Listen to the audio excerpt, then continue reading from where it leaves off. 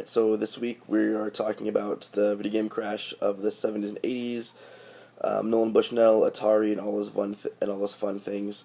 I think I've answered this actually similar, the same question in another online class I've taken, maybe even two of them now. But basically, home video game consoles were able to take the experience people were able to get from the arcade, which at times was not very family friendly place, not very kind of overall family oriented like we see kind of with what arcades are to now. They were a little bit different feel back in the 80s, and bring that into the home for the first time ever. When Harold Lee was able to take a game like Pong out of the arcade and put it in gamers' homes, it would forever change the face of a gamer's game. Nolan Bushnell is the guy who created the Pong arcade game, and founded Atari in 1972, and in doing so helped start the entire video game revolution of the 70s and 80s. He later sold Atari in 1976 because it has become something he didn't really intend it to be. Many major companies were either working on or working in conjunction with Atari on games, and this led to a lot of pressure for what at the time was still a very small startup company. Not many people working for it, it was just a lot of pressure and a lot of these outside sources pushing in, and it wasn't what Bushnell had really thought it was going to be. After Bushnell left Atari, it rode on the coattails of his work Ensemble developers had done in creating the system's hardware. So they'd done, the Atari was the Atari, and a couple different models of it, a couple different versions, but the games were then being made by third-party companies. When the system had run its course of its life, it was time for something new to come along. Atari had nothing to replace its current generation of console that had the jaw of the predecessor. We see that even now with consoles. The Wii U right now is not selling at all across the globe, whereas the original Wii, sold so well as this family-friendly console. Whereas even though the Wii U has a much more powerful processor, better graphics, it isn't much different as far as what it's capable of than an Xbox 360 or PlayStation 3. Now there are some different things you can do with its gamepad, but it's not much different.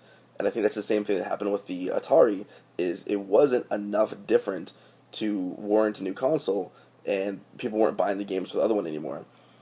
By the time that the late 70s and early 80s had rolled around, the home console market had become so saturated with other consoles, most being completely subpar, that there was no draw for consumers to upgrade or purchase another console.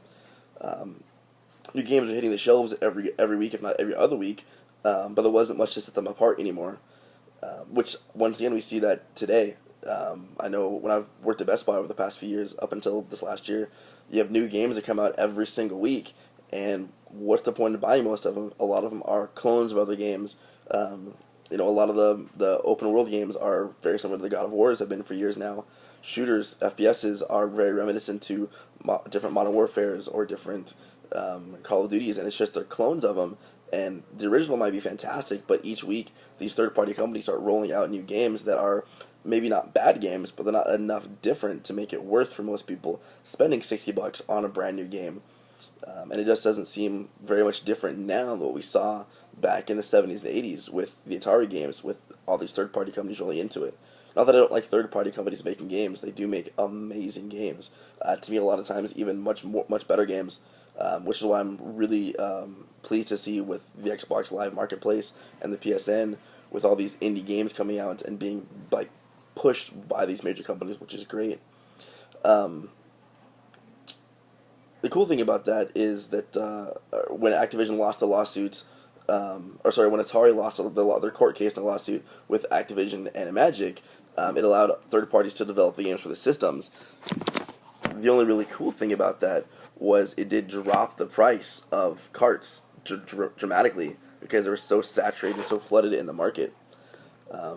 Activision did make some of the better games in the last days of the video game crash, but it wasn't enough to keep it afloat after opening Pandora's box of third-party developers. The advent and price drops of the home PC that could be used for work and gaming seem to bury the hatchet in the life of the home console. Until things like the NES came along, but that's for another video, I'm assuming. But that's kind of who Nolan Bushnell was, where he came from, what he did, and how he affected the video game crash and Atari and all that fun stuff to go along with it. So yeah, that's my 2 cents.